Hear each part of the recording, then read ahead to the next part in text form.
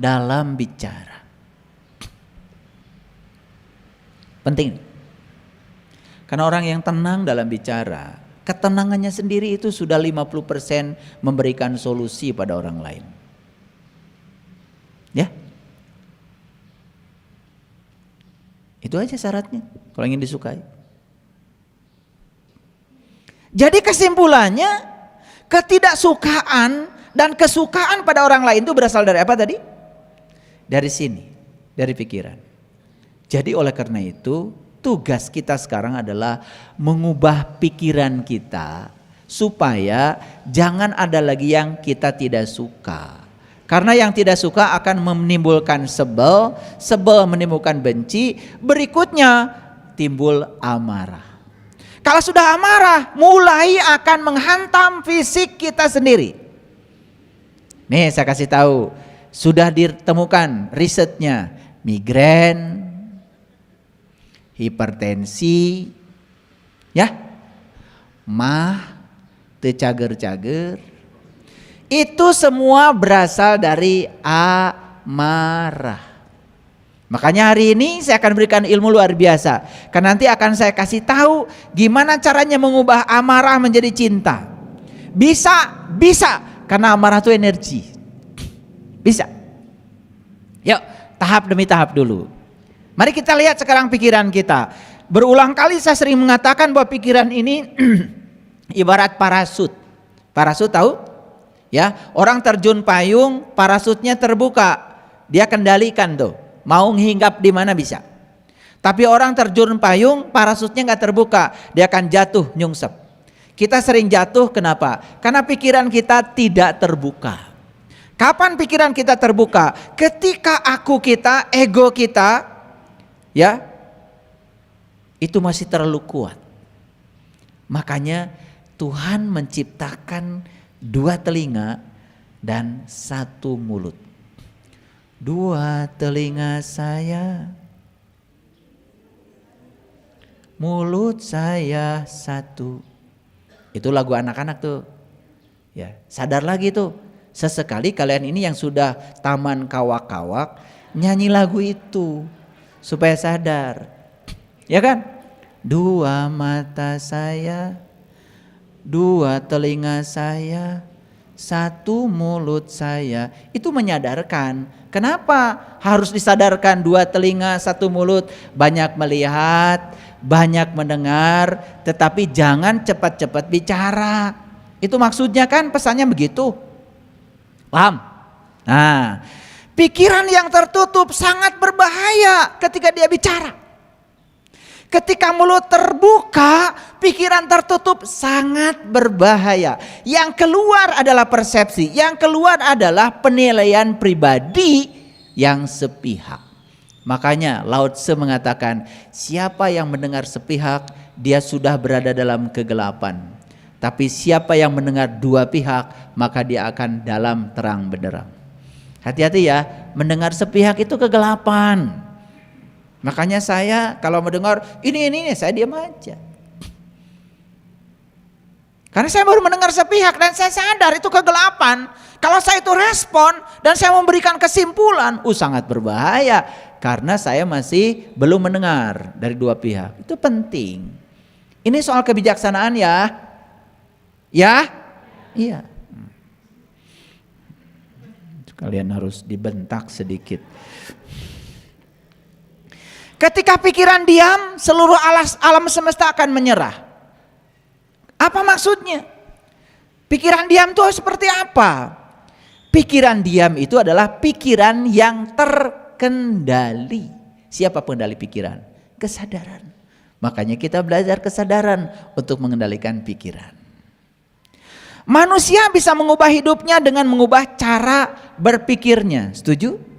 Kan saya sudah bilang, nasib itu ditentukan oleh karakter. Karakter ditentukan oleh kebiasaan. Kebiasaan ditentukan oleh tindakan. Tindakan dilahirkan oleh kata-kata. Kata-kata dilahirkan oleh pikiran. Jadi sebetulnya nasib itu ujungnya, tapi awalnya pikiran.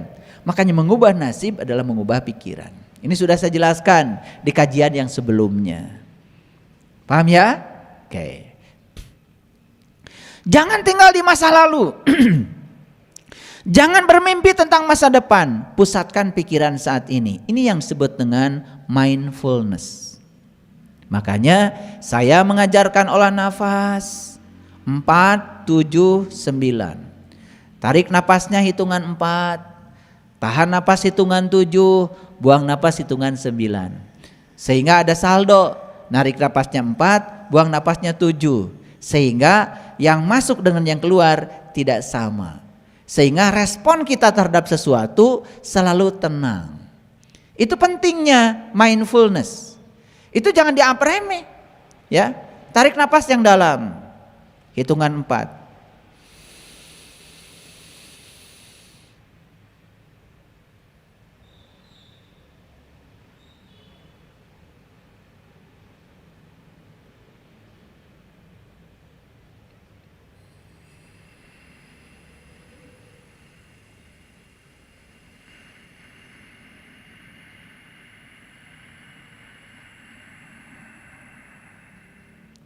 Buang napasnya lebih lama lagi. Jadi 4, 7, 9 itu perbandingannya. Ada yang bilang 4-nya gini, 1, 2, 3, 4. Boleh. Ada yang 1, 2, 3, 4. Boleh. Ada yang gini, 1, 2, 3, 4. Kalau tarik napasnya begitu, jedanya berarti tahan napasnya juga menggunakan hitungan yang tadi. Buang napasnya pakai hitungan yang tadi. Semakin lambat kita bisa membuang napas, semakin tenang. Nah, itu yang disebut dengan responsif tetapi tidak reaktif. Kan bahaya ya, ketika orang yang reaktif itu belum selesai orang lain bicara, dia sudah memanggil kesimpulan. Sudah marah-marah lagi. Wah. Itu, ya. Makanya yang seperti itu pasti migrain, hipertensi, ya toh? Pasti itu sudah jelas. Ya berikutnya tuh diabetes itu udah turunannya. Baik, lanjut dulu. Kesibukan itu selalu berhasil menaklukkan pikiran-pikiran negatif. Nah, itu sebabnya latihan untuk mempositifkan pikiran, sibuk aja. Makanya saya kasih tahu ya, jangan titipkan pekerjaan pada orang yang banyak waktu, gak akan beres. Titipkan pekerjaan pada orang sibuk. Ternyata riset membuktikan semua orang sibuk dikasih pekerjaan apapun selesai. Dan orang yang banyak waktu dikasih pekerjaan apapun mual beres. Karena suka menunda. Dan orang yang menunda itu orang yang sombong. Di Quran surat Al-Kahfi Allah mengatakan, janganlah kau mengatakan besok masih ada waktu. Karena semua penderitaan berasal dari menunda.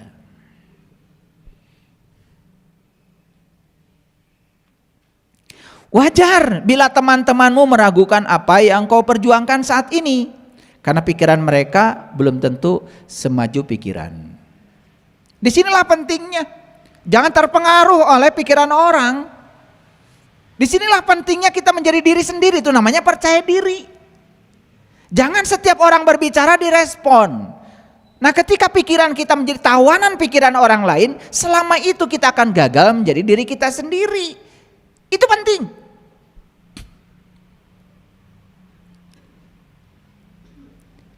Jangan abaikan masalahmu. Abaikan pikiran-pikiran negatifmu tentang masalahmu. Jadi sebetulnya yang suka memperdalam masalah kita, sebetulnya pikiran negatif tentang masalah, kan sebetulnya bukan masalah itu sendiri. Mungkin masalahnya awalnya sederhana, karena dikasih bumbu-bumbu oleh pikiran negatif tentang masalah kita, itu yang membuat masalahmu menjadi kelihatan seperti besar. Jadi semua ini adalah permainan pikiran. Saya orang yang sederhana, tetapi dengan pikiran yang rumit. Setuju? Kok diam? Atau orang yang rumit dengan pikiran yang sederhana? Nah sebetulnya kita ini